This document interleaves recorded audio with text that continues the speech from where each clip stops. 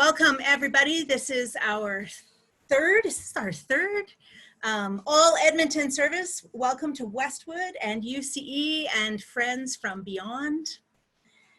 Welcome to the joint service of our two churches. My name is Reverend Ann Barker. I use she and her pronouns, and I have the privilege of being minister at Westwood Unitarian. And I am co-leading this service this morning with our speaker, Jeff Bisanz from UCE. We would especially like to welcome any visitors who might be with us today, and we invite you to join us for conversation in the breakout rooms once the service has ended. It's our virtual refreshment time. You're welcome. UCE on their website has an online guest book, which sounds like a really cool thing. Now Westwood's going to have to check that out. And you're welcome to go there and check in that way. Now I'm going to pass it over to Jeff. We are a welcoming congregation. Our community is open to everyone without regard to race, gender, or sexual orientation, age, or income. You are welcome here. Or another way of saying this, in fewer words, is tawa. Tawa means welcome in Cree. I've been told that a common translation is there is room, which fits our circumstances today nicely. We gathered this morning on Treaty 6 land, a traditional meeting ground and traveling route for many Indigenous peoples. A treaty is an inheritance, a responsibility, and a relationship. May recognizing our status as treaty people help us to be good neighbors to one another, good stewards of the land, and good ancestors to all our children. The theme of today's service is, what does it mean to do good? Maybe the answer to that question is obvious to you, maybe it is not. Either way, we might do well to give some thought to this provocative message from William Makepeace Thackeray. The wicked are wicked, no doubt, and they go astray and they fall, and they come by their deserts. But who can tell the mischief which the very virtuous do? Thanks, Jeff. If you have a chalice or a candle nearby, you might want to get it or watch the pretty one being lit magically on the interweb. And these are the words of Starhawk. We are all longing to go someplace we have never been, a place half remembered and half envisioned we can only catch glimpses of from time to time. Community. Somewhere there are people to whom we can speak with passion without having the words catch in our throats. Somewhere a circle of hands will open to receive us, eyes will light up as we enter, voices will celebrate with us whenever we come into our own power. Community means strength that joins our strength to do the work that needs to be done. Arms to hold when we falter, a circle of healing, a circle of friends, someplace where we can be free. And if these words sound familiar to you, maybe you were at a service, a UCE service led by Karen Mills 7 years ago. Our prelude today comes from local singer-songwriter Anne Reend and some amazing students at Sifton Elementary. It's about the need for change and the inevitability of change. Later this morning, we're going to talk about what kinds of change we want to make and who decides. Anne and these kids only had one rehearsal before they gave the performance you are about to hear.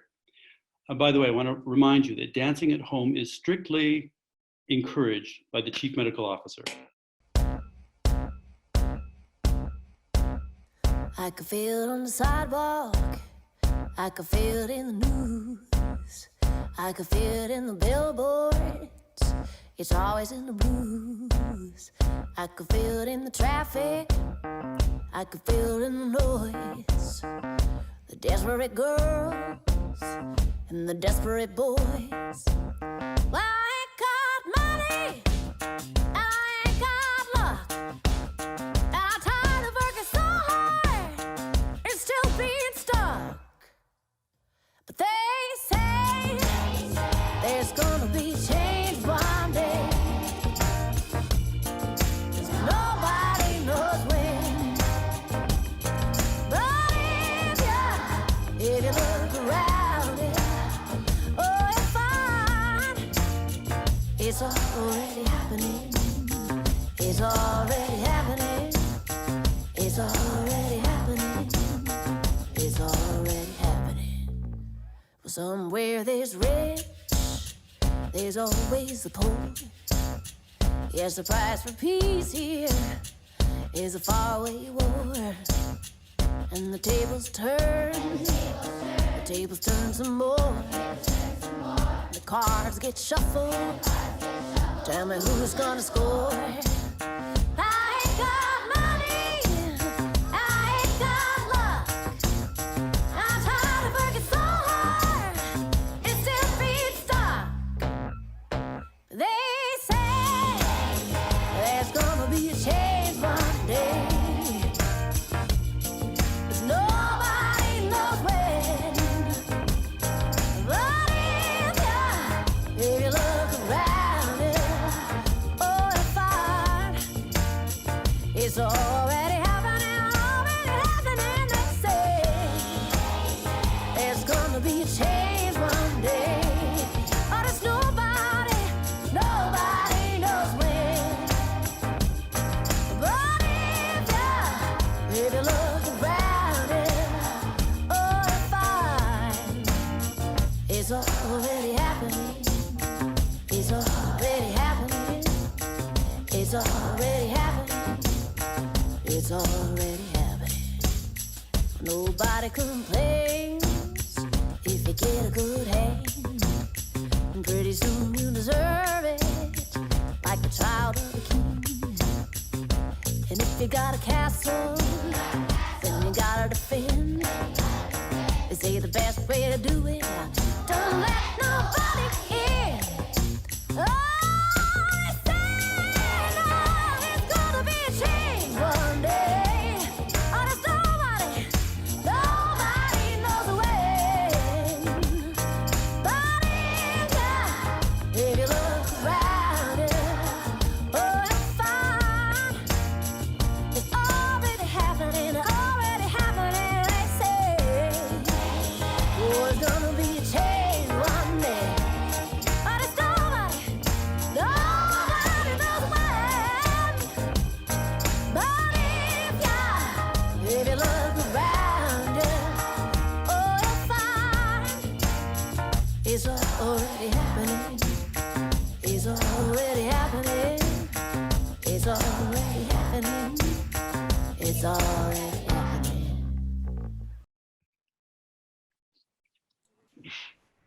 That's fun. I had a little dance party over here. I don't know about the rest of you. Now, our starting hymn this morning is number 131, Love Will Guide Us. And Carrie Day has made this beautiful recording for us. If you're on the phone and you have a hymnal and you want to look at that at home, that's number 131. But for those of us who can see the screen, the words are going to magically appear. And I invite you to stay muted, but sing along. Love will guide us, peace has dried us, hope inside us will lead the way on the road from free to giving. Love will guide us through the highway. If you cannot sing like angels, if you cannot speak before thousands, you can give from deep within you. You can change the world with your love. Love will guide us. Peace has dried us. Hope inside us will lead the way on the road from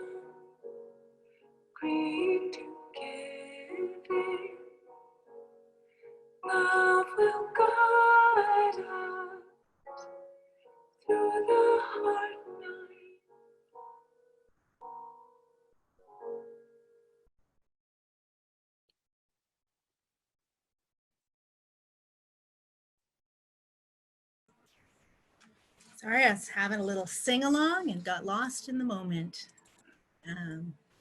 Thank you, Carrie, for that beauty. And now it's time for sharing our abundance. Okay, so my name is Andrew Mills, and I'll do the sharing of the abundance. The Westwood Unitarian Congregation and the Unitarian Church of Edmonton are self-governing and self-supporting communities. They rely on your donations to support their staff and programs. During this unprecedented time, they need your financial support more than ever to maintain the connections with members and friends. There are a number of ways for you to support your church during these times. The best method is to set up ongoing automatic donations to your church. Contact your respective church office to set these up. Both churches are also set up to take online donations through canadahelps.org. Find the link on the church's webpage or go to Canada Helps and do a quick search for your church. Instead of using checks, both churches are also set up for Interact bank transfers. Set up your Interact transfer to the church office using their email, info@westwoodunitarian.ca for Westwood, or chadmin@uce.ca for UCE. Don't forget to share your abundance. For the month of May, the Unitarian Church of Edmonton has identified the Youth Empowerment and Support Services, YESS, as a cause to support. Please take time to send them some financial support through their website, which is yess.org. I also encourage you to remember to give to the local, national, and international charities that are helping others through this difficult time. Please give generously to sustain the work of your church and also to share your abundance with others that are in need. Thank you. Thank you, Andrew. Now it's time for candles of care and connection, or joys and concerns. An important part of both of our communities is the sharing of the joys and the sorrows in our lives. So if you have candles at home, this is an excellent time to light some. I'm going to light a tea light here at home, or watch the beautiful image on the screen. If you would like to share your thoughts, your candles of joy and concern, your sorrows, your celebrations, then we welcome you to type into the chat, and folks can read it while we listen to a piece of music from Carrie. But before we do that, I want to just light one candle here. For many of you at both congregations know Brenda Jackson, and Brenda Jackson's mom has moved into palliative care. And so Brenda isn't with us this morning because she's at her mom's bedside. So I invite you all to hold Rhea Little in your hearts and minds. We had the privilege of speaking with her yesterday, and she's in very good spirits and comfortable, but this is a very tender time for their family. So there's my candle, and now you're welcome to listen to the music and light candles in the chat.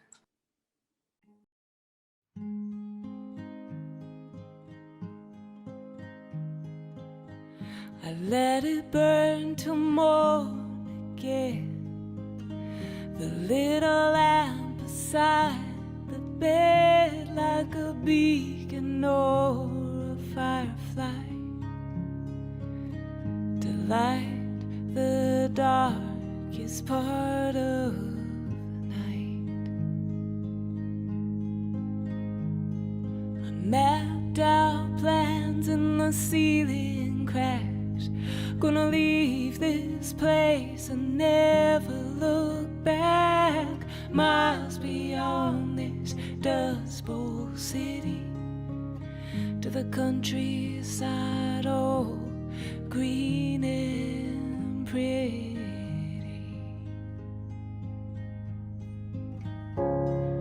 Someday, maybe someday,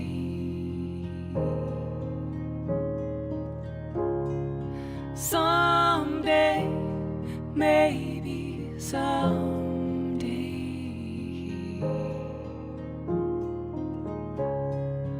I don't mean to pass the time this way, thinking someday, maybe someday.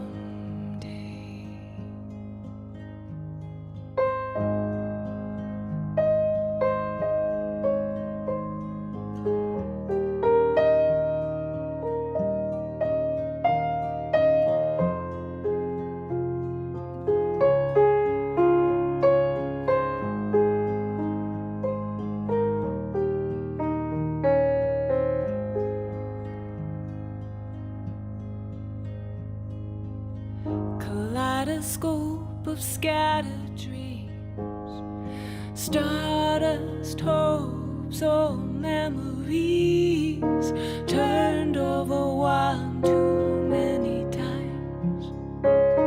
They kinda lost their edge, lost their shine.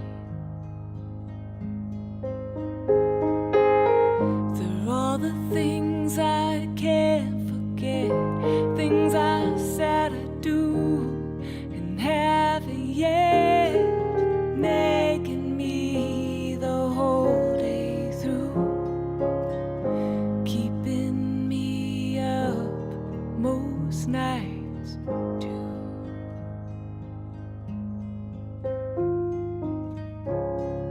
Someday, maybe someday, someday, maybe someday,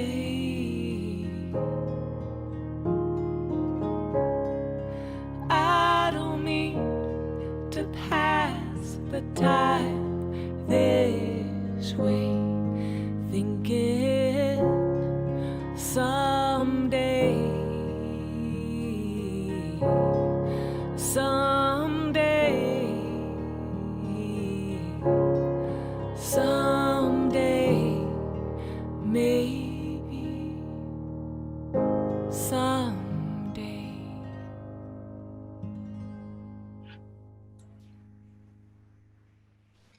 Thank you, Carrie. Let us light in our hearts and minds a candle for all the joys and concerns, for whatever reason, that remain unspoken. And now, here's Jeff Bisanz.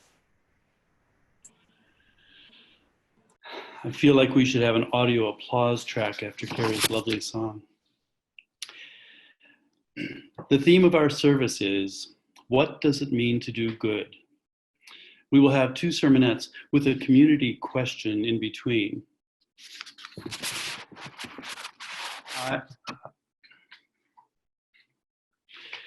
When we think of doing good for those who need help, we sometimes think of social justice, and we sometimes think of charity, maybe charitable organizations like the United Way, or just charitable acts like contributing to the food bank or providing food and friendship at the Smile street parties outside the Hope Mission on Sunday evenings, which now are canceled because of the pandemic. Charity. A few years ago, a friend of many of you know, Charity Erickson, loaned me a book called Toxic Charity. Not about her, of course, but about how charitable acts sometimes make us feel good at the moment, but might have effects just the opposite to what we'd hoped for. The author, Robert Lupton, gives many examples in the book. One of the examples concerns Africa. I remember my grade 6 teacher telling me that Africa, the continent, was generally poor, but that it was self-sufficient for food. That those 2 things could be true at the same time was a revelation to the 11-year-old me. But Africa has not done well since. Lupton writes that Africa has received over $1 trillion in aid over the last 50 years, but it is now worse off than before. No doubt there are many things that have contributed to this situation, including droughts and politics, but many people believe that the charitable aid has not helped. Dambisi Moyo, an African economist and author of Dead Aid, found some years ago that 85% of the aid money to Africa never reaches the areas in need. She says that aid is, quote, the disease of which it pretends to be the cure. Lupton gives lots of examples. He wrote about mission teams from the US that rushed to Honduras after Hurricane Mitch in 1999. They helped to rebuild homes at a cost of $30,000 per home, homes that locals could have built for $3,000 each. He wrote about one campus ministry that went to Central America to repaint an orphanage. It turns out the money spent on that act of charity would have been enough to hire 2 local painters and more to buy uniforms for every student in the school. Lupton also provides lots of examples from his home city of Atlanta, where he has worked for decades as a Christian community developer in inner city neighborhoods. He has seen many charitable efforts fail. His conclusion When we do for those in need what they have the capacity to do for themselves, we disempower them. Lupton is especially critical of what he calls one-way giving. He tells the story of being in a home with a low-income family on Christmas Eve.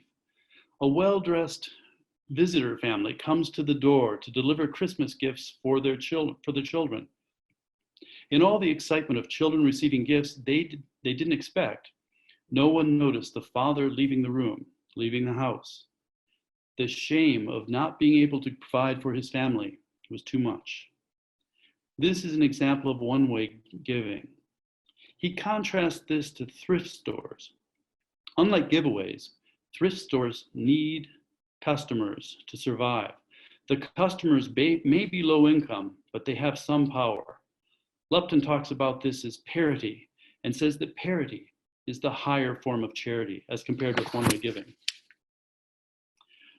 Lupton argues that charity designed to do for someone is problematic. Doing for rather than doing with those in need is the norm. Added to the combination of patronizing pity and unintended superiority, and charity becomes toxic. Now, clearly not all one-way giving is toxic. Rapid charitable responses can save lives and restore communities in emergencies and disasters, such as forest fires and floods we've seen in our own province. Blood donations are examples of one-way giving that are important, along with contributions to the food bank. Locally, and in response to the pandemic, the Edmonton Community Foundation and the Matart Foundation combined forces to buy laptops for over 400 low-income families here in Edmonton. Laptops that make it possible for children to keep up in school through online instruction, for parents to apply for financial aid, and for families to be in contact with friends and family wherever they are. So again, not all one-way charity is toxic, but here's the problem. Often the emergency response continues for years when long-term development projects should take over. What's the difference?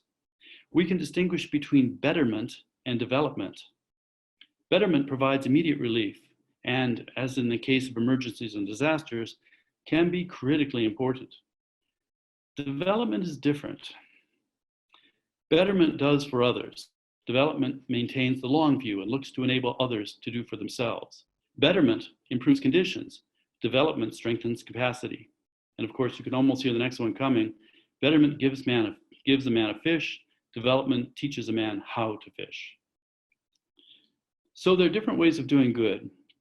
Meals on Wheels, food bank, these are examples of betterment. The difference between betterment and development is interesting, and they both serve a purpose. The problem comes when the short-term strategy, betterment, becomes our only long-term strategy. This brings me to one of my favorite stories, and the story of the three sisters. You may have heard one form or the other of this story. It goes something like this. Three sisters were walking along a river. Suddenly they noticed that people were floating down the river, some drowning, some struggling to stay afloat. One sister jumped into the water and started pulling people from the water, and she called to the other two sisters, Sister, come help. Help me pull these people from the water. The second sister started to go to the water, but then she realized the people on the shore who'd been pulled out by the first sister, the people on the shore were badly in need of attention. They were in shock. Some needed resuscitation, some needed warmth, or they might not survive. So she started to attend to the people on the shore. Then she called to the third sister, Sister, come help. The third sister did not come help. Instead, the third sister ran upriver to find out why people were being thrown into the river in the first place. Now, all three of these acts of goodness, all three of these contributions are important. No one can say that one is more important than another. The point is that there are many different ways in which we can do good. So how do we know when we do good? It's not so easy. I don't think that we want to deny whatever we feel when we're asked for money or help by a homeless person, by a child in tattered clothing, or by a well-intended charity. For charities, we can practice due diligence in researching the work of the charity. If transparency is lacking, that's a clue. But often we don't have that kind of expertise. For example, we're often told to look at the percentage of money a charity receives that goes directly to the target group as opposed to administration. If the percentage that goes to the so-called administrative expenses is low, that's a good thing, we're told. Well, hold on. If you see a low percentage, does it mean that charity is paying its own staff poverty level wages? Does it mean that charity is not paying to evaluate the effect of its work carefully to see whether it's having a real and lasting impact? What exactly does that low percentage mean? So whether we're giving to charities or just trying to do good generally, how do we know if we're doing good? It's hard to say. As for charities, Lupton calls them the compassion industry and says they need a sort of a Hippocratic oath like this. It's for charities, but maybe it's a pretty good guide for anything we do when we try to do good in our communities. It's called the Oath for Compassionate Service. Never do for the poor what they have or could have the capacity to do for themselves. Limit one-way giving to emergency situations. Strive to empower the poor through employment, lending, and investing. Subordinate self-interest to the needs of those being served. Listen closely to those you seek to help. And above all, do no harm. So I pose the question, what does it mean to do good? More is to come, but first I ask that you reflect with all that I've discussed in mind on your own attempts to do good. Back to you, Anne. Thanks. Now, our congregational services have had an element of trial and error always, and especially over the last few months as we're learning our way around. This morning, we're going to try something new again, maybe not new to us in practice, but definitely new online. So in the spirit of things, trying things that may or may not work, here we go. We're going to invite you at this point in the service to join a chat room to deliberate on a community question. So sometimes at Westwood, I pose a question, ask you to talk to your neighbor. Sometimes at UCE, you've had these community questions and you talk amongst yourselves for a few minutes and then you come back and there's more service, so don't sneak away. Now, if you have unstable internet this morning and you want to just stay in the main room, when you get the invitation to go to the chat room, just choose the later option or don't answer it at all and just hang out here. I'm going to stay in the main room too. So I will pose a question. You'll be invited to go off to a chat room. Every time you move in Zoom, you will be automatically muted. So when you get there, you need to unmute yourself. If you're on a telephone, *6 will unmute you. And if you have trouble unmuting your device, again, just stay in the main room and hang out here. So we'll give you a warning and then it will magically pop you back into the main room so you can hear the rest of what Jeff has to say this morning. So here is the question. How do you evaluate your own attempts to do good? How do you evaluate your own attempts to do good?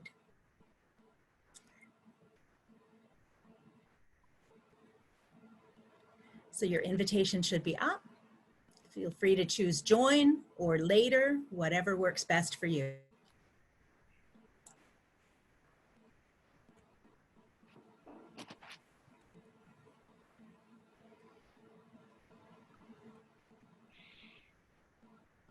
Give folks a minute to choose.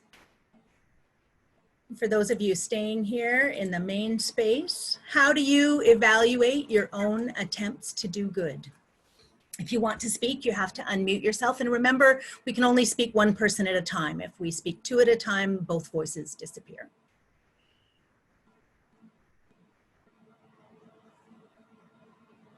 Okay, but somebody has to speak. Okay, I will speak. This is Ali. You can see my picture, but not my face. And how do I evaluate my own attempts to do good? Well, I'm actually assisted in that partly by my circumstances. When I am attempting to do good, I can't really afford to make cash donations to organizations. So what I usually will have to do is go out and volunteer my time and my energy. And that advantages me in this point because I'm building a relationship with the target, with the people who are being targeted. And in the process of building that relationship, I can see for myself if it's helping. So that's my 2 cents. Thanks, Allie. Someone else want to chime in?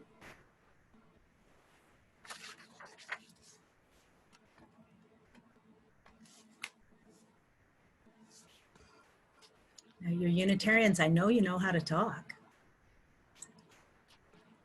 I'll chime in. As you can see, Clementine decided to join us. I think for myself, I look out and there is a bottomless pit of need for the doing of good. And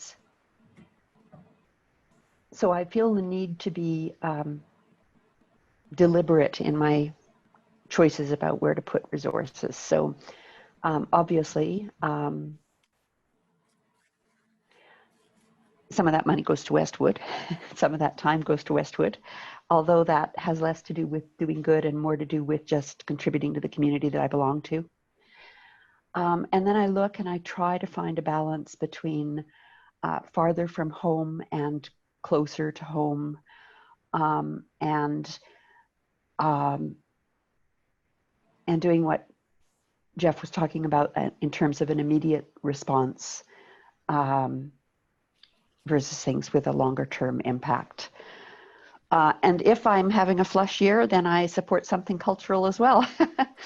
But, you know, this reminds me of 2 different things that I've experienced. And one was a sociology course a long time ago where a part of the term was dedicated to a comparison of the historical underpinnings of, you know, growth in Edmonton and Calgary, where Calgary is more focused on individual charity and philanthropy, and Edmontonians have traditionally been more interested in seeing tax dollars, you know, government, you know, anyway, that I'm losing my train of thought there. And the other thing is, from a time when I was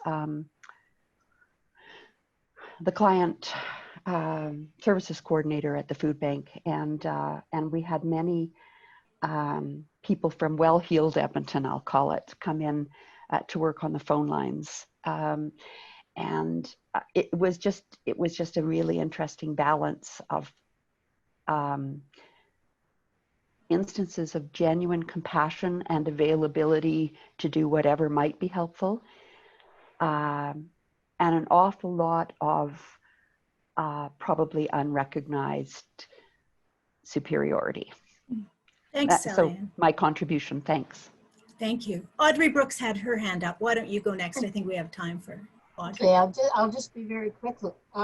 Over the years, I have allied myself with organizations like the Unitarian Service Committee, which is now Seed Change, which is trying to save heritage seeds from people like Monsanto, who is trying to patent heritage seeds, and also the Child Haven, and the one that Change for Children, and also the Lumbini Buddhist Girls' School in Nepal, that I actually know the people who are connected with those organizations, and I really feel that I can check their balance sheets and so on and know what's going on with them.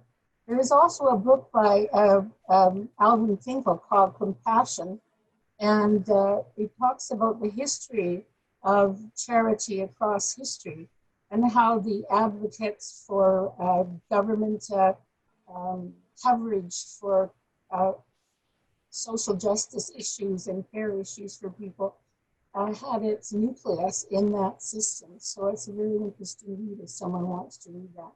Thank you. Thanks, Audrey. So it won't be long before our host draws the folks from the other separate rooms back into the general conversation. Is there one more person who'd like to share a thought? I can't see you all on one screen, so if anybody's got a hand up, I don't see it. Can it be somewhat work-related? Sure. Okay. As a hairstylist, and how I serve my customers. We are delayed in our reopening due to equipment. And I know I talked to my head office, and they were saying that, because I asked them about, can we have a new sign for the door? Is there a way we can contact our customers? So that way, basically figuring that way we don't lose contact with them. Because I know our economy was struggling to begin with before this all hit. And so as stepping up sort of, I don't want to say behind their back, but kind of when I asked if I could give contact information so that way customers can contact them and find out, how things are going and this and that. And they said not at this time.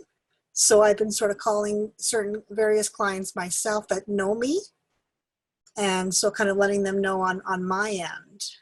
So I'm sort of doing good, but I'm like, it's sort of a iffy situation. Like, am I going to get in trouble for doing this type of good? Right. So I hear you saying you're using your own conscience to evaluate how you're going to do good, even when the organization isn't doing what you would expect them to do too. Yeah. Yeah. So we're still waiting for, are our friends back? Looks like our friends, have they all come back, Karen, or are we still waiting? Another 25 seconds. 25 seconds. So the question we were discussing was, how do you evaluate your own attempts to do good? So I invite you to just reflect in quiet on that. And when Karen gives us the go-ahead, then we'll hand back over to Jeff to take us home.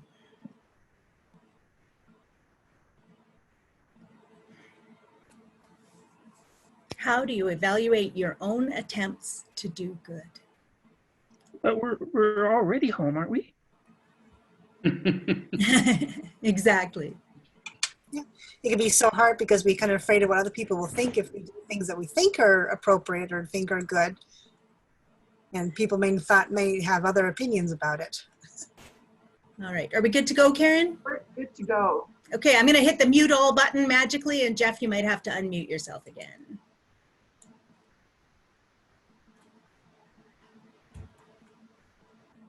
Okay, we're back to the big question here. What does it mean to do good?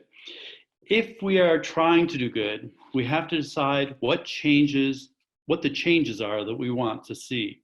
And if change is already happening, as Anne Breen and the kids from Sifton Elementary say, then who decides what those changes are, what they will be? My next sermonette is inspired by another book. I have to move my cursor to a different place here. Winners Take All by Anand Giridharadas. The subtitle is informative, The Elite Charade of Changing the World. The issues in this book are more complex than in Toxic Charity, and I can't do justice to the book in a few minutes. So I will focus on only a few parts of the message. For the whole, though, I recommend the book to you. The front piece of the book captures the author's essential meaning quite well. It's from Tolstoy.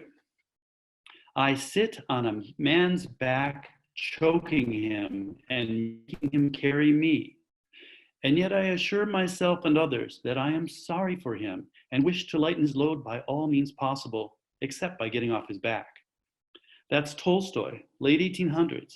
So the core message of the book is not new.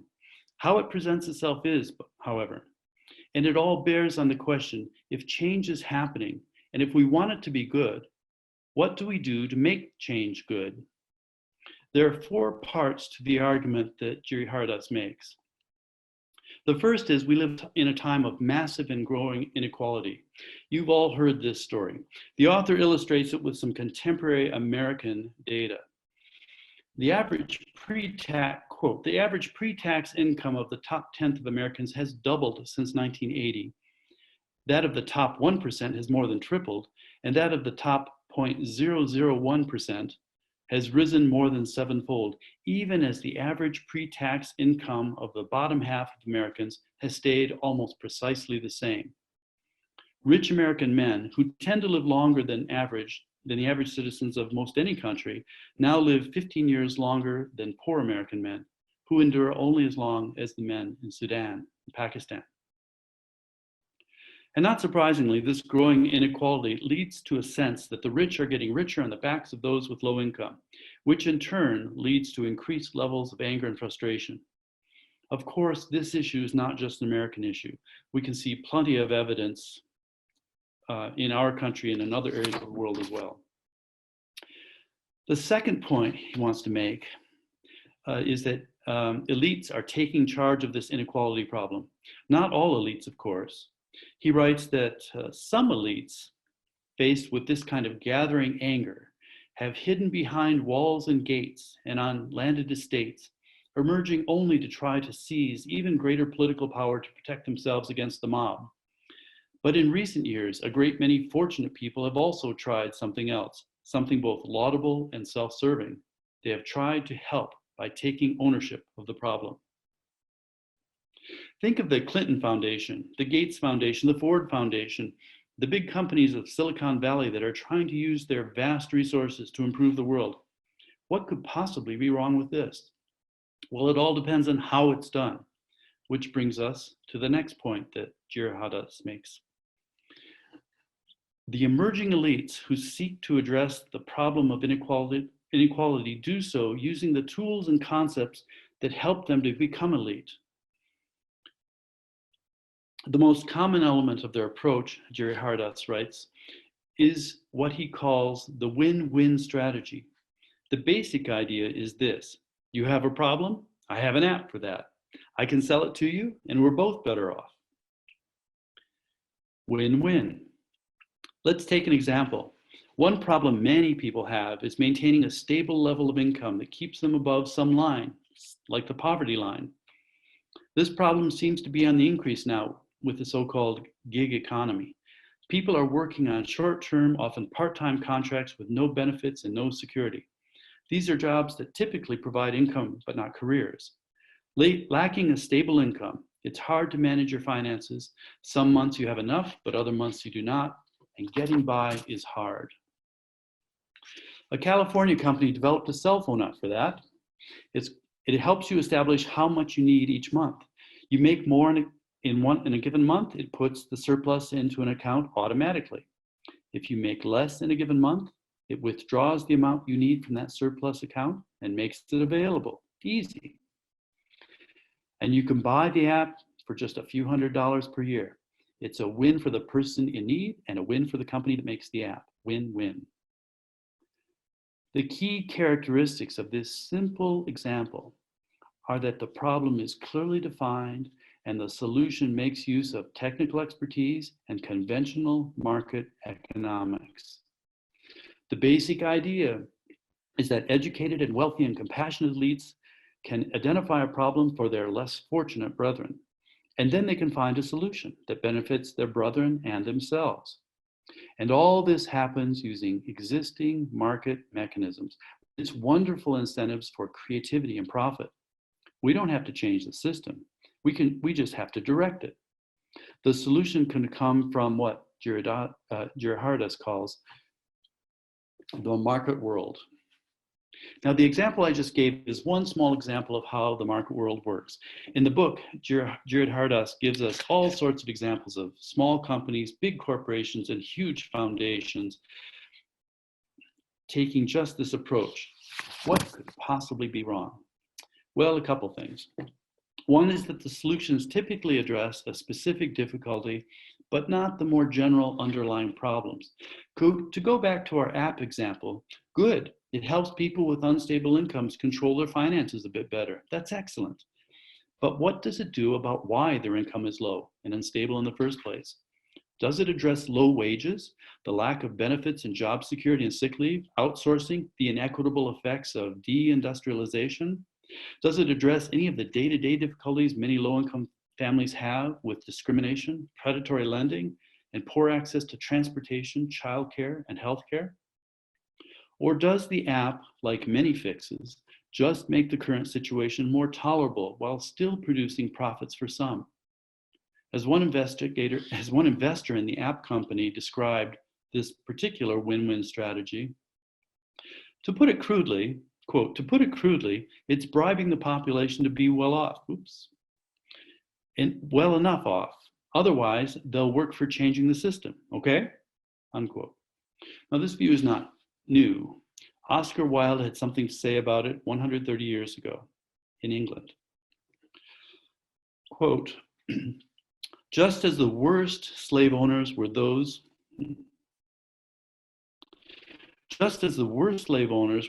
who were kind to their slaves and so prevented the horror of the system being realized by those who suffered from it and understood by those who contemplated it, so in the present state of things in England, the people who do the most harm are the people who try to do most good. That's Oscar Wilde. Another problem with the market world win-win approach is that the process is profoundly undemocratic. Who makes the decisions about what the critical problems are and what kinds of solutions make sense? Are the people on the low end of the wealth distribution making those decisions? Typically not, Gerhardt says. That's not how the market world works. A quote, market world is an ascendant power elite that is defined by the concurrent drive to do well and to do good, to change the world while also profiting from the status quo. Its elites believe and promote the idea that social change should be pursued principally through the free market and voluntary action, not by public life and the law and the reform of systems that people share in common, that it should be supervised by winners of capitalism and their allies, and not antagonistic to their needs, and that the biggest beneficiaries of the status quo should play a leading role in the status quo's reform. So, do the elites of market world see the issue this way? Well, as Upton Sinclair sagely noted, it is difficult to get a man to understand something when his salary depends on not understanding it.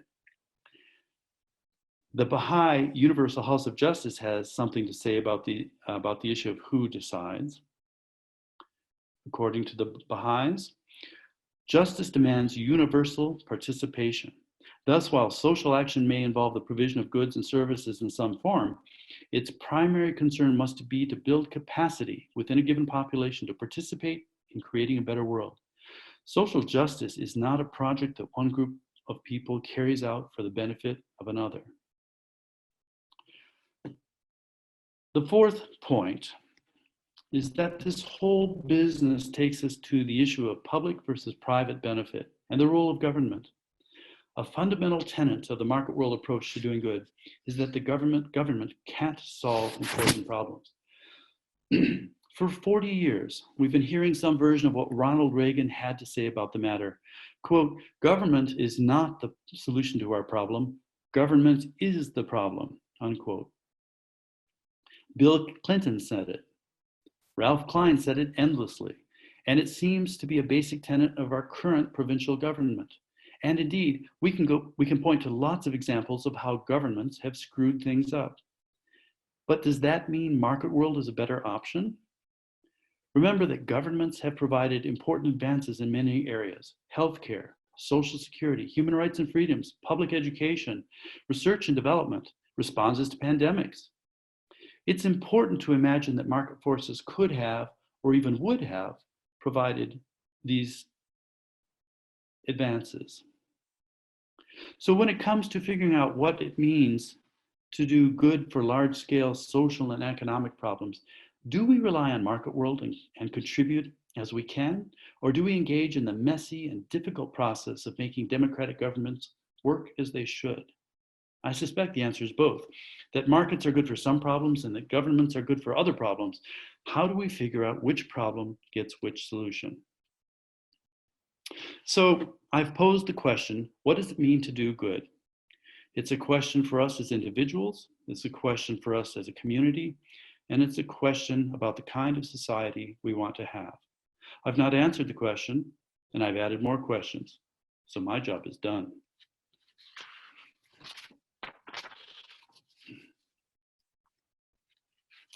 So now I'd like to turn to a reading. And in preparation, I'd like to say, I hope you're questioning now what it means to do good. I don't have an answer that works for all the time for me, let alone for you. But it would be a mistake to leave this assembly thinking that because the question is difficult, we should not try to do good.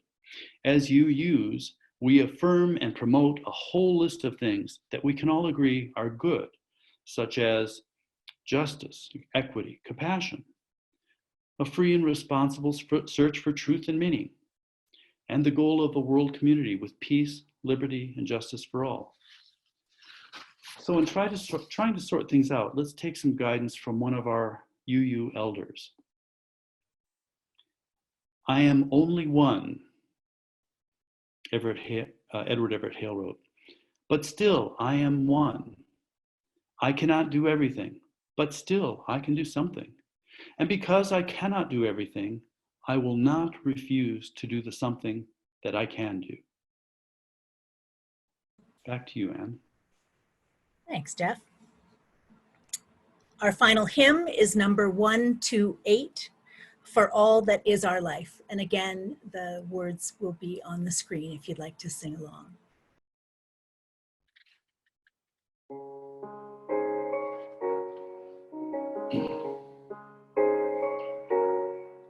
For all that is our life, we sing our thanks and praise.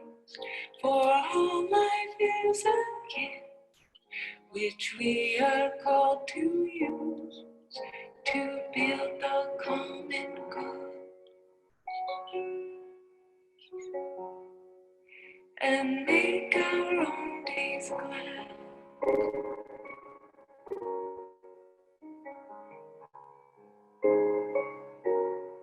For needs which others serve, for services we give, for work and its rewards, for hours of rest and love, we come with praise and thanks. For all that is our life,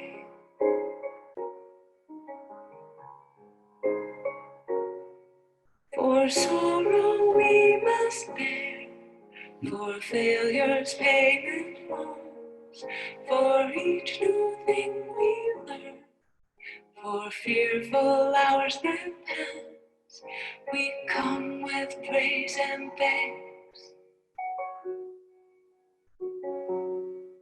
For all that is our life,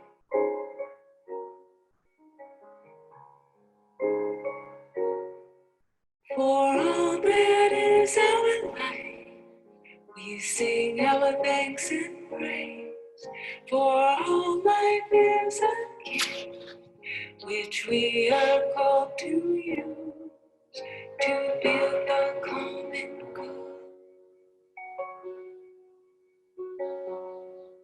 and make our own days glad.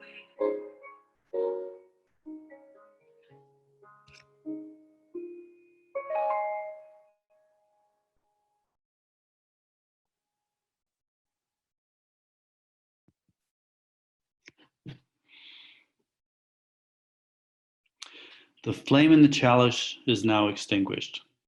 Let's close with the words of Tagore.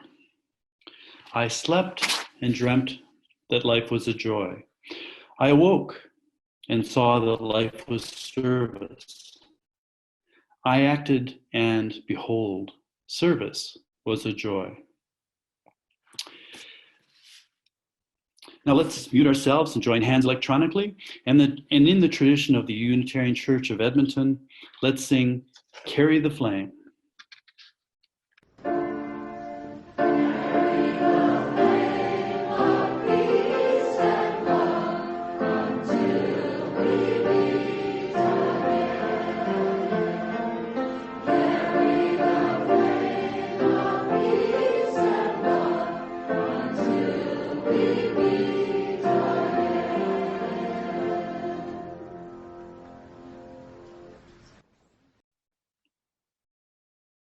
I was so busy singing, I lost my place. So it's time for us to close. We thank Carrie Day and Westwood for the beautiful music. We thank all the volunteers that have helped out today, make today possible, and all of you who make everything possible. Some of the volunteers specifically for today are Carrie Day for her delightful music, Bill Lee for recording and creating the SoundCloud podcasts, Karen Belita for hosting the service, and managing our breakout rooms, Susan for handling post-service, and Karen and Rhonda Jessen for tech support and patient tutoring. So now we invite you to review the information you'll see on the slides. There's some of the ways that we connect through the week. Susan Rutan is hosting Tuesday nights chat coffee hour. You can find the link on the UCE website. Everyone is welcome, all congregations and beyond. Wednesday morning, I host a coffee hour. The link is in the Westwood calendar, 10 to 11:30 in the morning. And Saturdays at 3 p.m., Alara hosts Story Time with Spruce. And if you haven't met Spruce or our new snake puppet, you really want to check out Story Time. And then this is the magical time. Oh yeah, next Sunday, right. Thanks, Karen, or thanks, Jeff. Next Sunday at Westwood, we're talking about poetic wisdom on the planet, and at UCE, the architecture for social justice. And for Westwood folks, at 2 p.m. next Sunday afternoon is also our annual meeting, and it will be the same link as the link you use to get to the Sunday service. So it was wonderful to be together. I love when we're all together and watching all the different faces and all the folks who show up. Thank you for being with us this morning, and we invite you to hang out for chat rooms and visits. Have a good morning.